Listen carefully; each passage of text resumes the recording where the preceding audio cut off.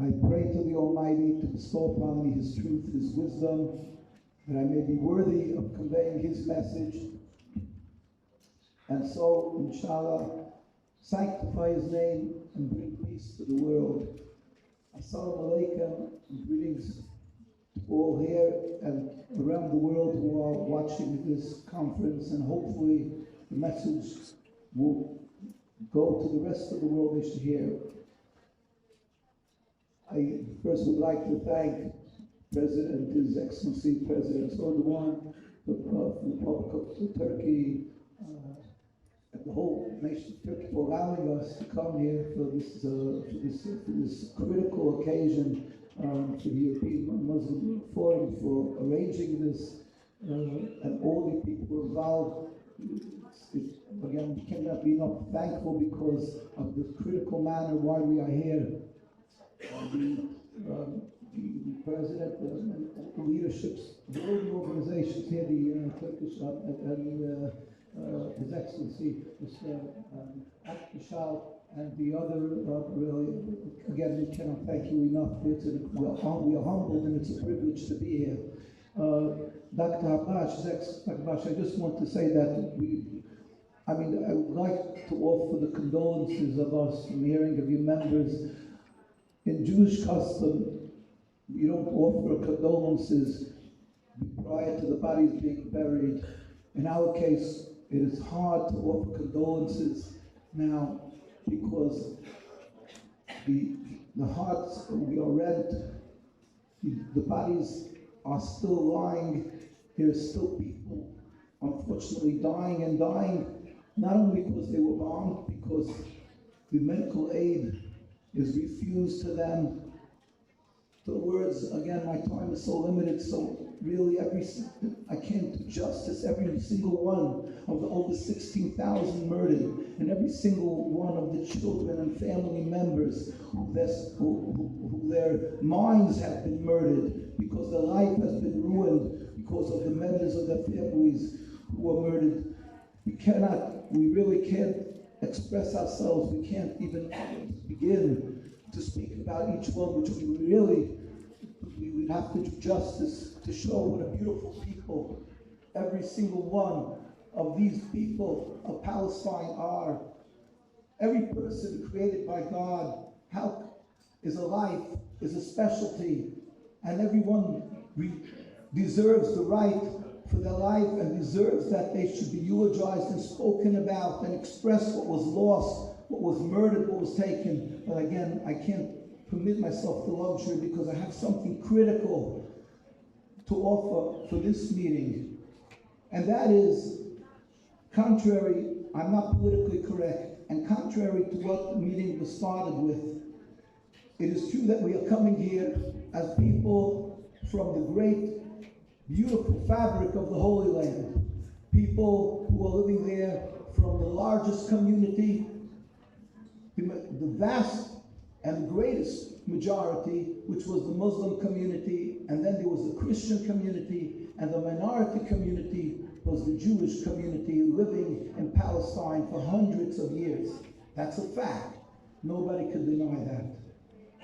And the fact is that we were living in the same courtyards. We were living together. We were babysitting each other's children. We were helping and living as God's creation together in total harmony. That is also a fact. I have my colleague here sitting next to me is Rabbi Rosenberg is 8th generation Palestinian. His grandmother speaks Arabic and keeps on telling us, she lives in New York now, she lived 120, talks about how they live together. This is a fact. Something has changed. Something has destroyed this fabric. There is a worm that's eating away at this fabric, and it's growing and growing into this monster. And that is an introduction of something that has nothing to do with the religions. It has nothing to do with specifically Judaism.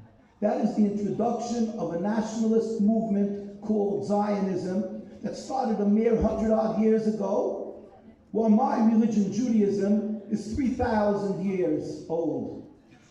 This movement decided although they were estranged from God, clearly estranged from God. And I just take the luxury to show always a picture that I carry with me. When they convened the Declaration of Independence in 1947, not one of them, Ben-Gurion, the first Prime Minister, was reading the Declaration of Independence in Independence Hall. Not one of these people had their head covered, as required by a Jew to show that he believes in the Almighty. And directly contradictory to all the rabbis who are in our communities, who are living together in peace, in solidarity with the Palestinian people. Everyone goes with his head covered, with the beards, with the earlocks, as a Jew is required to. This movement decided for convenience that they will masquerade in the facade of my religion. They are simply masquerading in Judaism since day one. Since they started, they were really wanting to go, as every one of you knows, to Patagonia, to Uganda. It doesn't really matter. They just wanted to go to create a nationalist home. They went to Palestine for the reason that they knew they will get world support, because in the Bible the narrative is in the children of Israel and the home of Israel.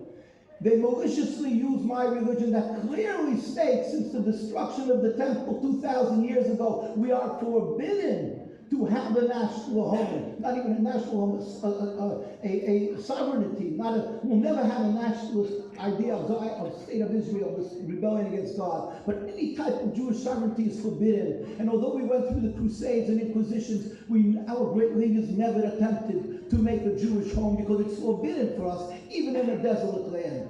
And certainly it is forbidden for us to create a home in a land that was inhabited by godly people, by people created by God, by stealing from them, killing from them. And all the rabbis around the world, everyone around the world, stood up and opposed this in the most vociferous and the strongest language. And nobody can refute that this was the history of Zionism prior to 1948 throughout Europe, where the Zionists came from. And when they came to the Holy Land, the chief rabbi of the religious community, nothing with the facade, with the show that the Zionists are making about having the chief rabbi and a rabbinate. But the chief rabbi of Palestine pleaded with the United Nations in 1947. When the delegation of the United Nations came, he said, Rabbi Dushinsky, we furthermore wish to express our definite opposition to a Jewish state in any part of Palestine. And since then, in the tens of thousands around the world, wherever there's a very religious community, invariably, whether it's in Jerusalem or in the United States, there are demonstrations in the tens and hundreds of thousands. But even in the numbers, single numbers, we are constantly demonstrating. And we are being murdered, beaten, and assassinated, arrested for, you can see, because simply we're never armed, so they can't use that vicious claim of terrorism. We are never armed. We're simply on the streets talking about the fact that this is an illegal occupation. It's not Judaism. It's a simple nationalism. The first martyr was Dr. Dahan, Professor Dr. Dahan, in 1924, maybe the first famous martyr, who went and said in 1924, he was a distinguished scholar and a diplomat from Denmark who came up to Palestine and thought it meant to be a religious Jew to become a Zionist, and immediately became aware that Zionism is not Judaism. He said, I'm going to Parliament, to Britain, and I'm going to solve this issue, because we have the way we can live together as we've had. It's only Zionism that's destroying us. In 1924, and he was assassinated in the streets of Jerusalem. What I'm here to say is not a lesson in academia, in philosophy. We are finding that you have 75 years, that you are attempting to find solutions, and you're not getting anywhere. We are not getting anywhere. It's one death after another, one part of a chain of the Nakba, of links of the bitter chain of the Nakba. Now, it just came to a pinnacle, because 1,200 people as a shock were killed without condoning violence. But this came, why? So that right away the Zionists are using the same old game, saying, let's see who it was. Arafat, oh, he's dead already. Oh, so it's Hamas. and how we're going to kill Hamas, and on the way we're going to take away all these people who are, they demonize and dehumanize. Why? Because they are using the name Judaism, and they have consolidated, they have solidified a narrative that there are three religions. There's Judaism, there's Judaism and Christian and Muslim, and therefore the world knows we have to have these religions have to be able to live together. And being that they are Israel, they are Judaism, if you are attempting to shut them down, you are destroying Judaism, you are destroying the Bible. Using that narrative, you can't touch them. You can't touch them, and the ones who are standing up for their rights, people don't see what they're standing up for. They look at them as inhumane. They look at them as terrible people. So they dehumanize the people of Gaza, that there could be bombs falling on them daily, and everybody sees it, and they're still silent. Why? Because the narrative was set and solidified by the Zionists. Now, I just came from South Africa. It was the 10th anniversary of President Mandela. He stood and fought against apartheid, against racism. Which human being today will agree that it's right to say blacks can't sit together with whites? It's inhumane. It's ungodly. Yet this went on for decades, and in the United Nations, the South African government had its place, and they went to the churches, the people of South Africa, and called themselves godly. And it was accepted, and Nelson Mandela was a terrorist. What was the solution? A two-state? Was the solution that will divide Africa? No, that would be a silly solution, and it wouldn't make sense, and would bring further death. The solution was the recognition that the world, with all due apologies and respect, the world had made a gross mistake, because apartheid is not proper. Apartheid is criminal, it's racism, and every child understands that. And they stopped apartheid. And that today is why there is godliness in South Africa and peace. President Mandela, the first place he went after he was released from prison was to Ramallah.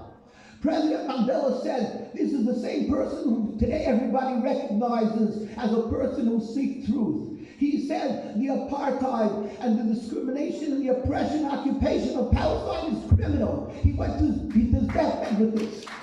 President Mandela did not realize that it's now 10 years since that day. President Mandela was the one, so I think the world who recognizes him and agrees he was right, has to agree that we have to go out of this quagmire, of this attempting to push in a square in a circle, but trying to confuse the issues of religion and say, we'll have the two states, or this state or that state. No, it's a group of insensitive and immorality, a group of a nationalism that for selfish reasons wanted to, and for selfish reasons wanted to implement their occupation on these three religions, because remind you that the Jewish community also stood in opposition to this. Not only the Muslim and the Christian. So this beautiful fabric, all of them stood in opposition. If the world will wake up, we have to tell you, and everybody understands, any doctor who a patient comes in and is hemorrhaging, and he puts on a Band-Aid and gives cortisone, will be charged with criminal negligence. Why? Because you cannot, if you falsely diagnose a sickness, or if you cannot diagnose it, then go away and let another doctor diagnose this. By diagnosing this issue as a conflict between religions, and that it's anti-Semitic to stand up against is criminal negligence. We have to step out of this, have the courage to stand up. All throughout Europe, all throughout America, they're screaming, the government is screaming with the Zionists goading them on, that it's anti-Semitism, dare you not speak, that closing down the university groups, every single Islamic, I see the Islamic students for Palestine, they're all being shut down. It's without, unabashed, it doesn't make sense, they're speaking. What are they doing? They're talking up, and they're crying. Everybody's crying at the deaths of their relatives, and they're shut down because they're anti-Semitic. I'm asking you, what is going on? The intelligence of the world is being insulted. It's criminal negligence. we have to step back and say, no, it's not the solution of two states. It's not the solution to say Israel has to exist because they happen to come in and took over the land, so we have to give them back part of it when we make a decision. See, a person came into a house with 10 rooms, and he said, I don't believe I'm here. She said, okay, you know what, take 5 rooms. That's not the solution. That's unjust. We have a justice here. We have judges here. That doesn't make sense, even though he cries foul. The solution is the diagnosis of the sickness, which is a simple implication of putting in a Zionist state of Israel, a nationalism in a home where there were people living for hundreds of years. History shows the Muslim and Arab countries took in the Jews. When we were suffering, we were taken in by the Muslims. There were no human rights to protect us. And we flourished in every Arab and Muslim country, as everybody here will attest.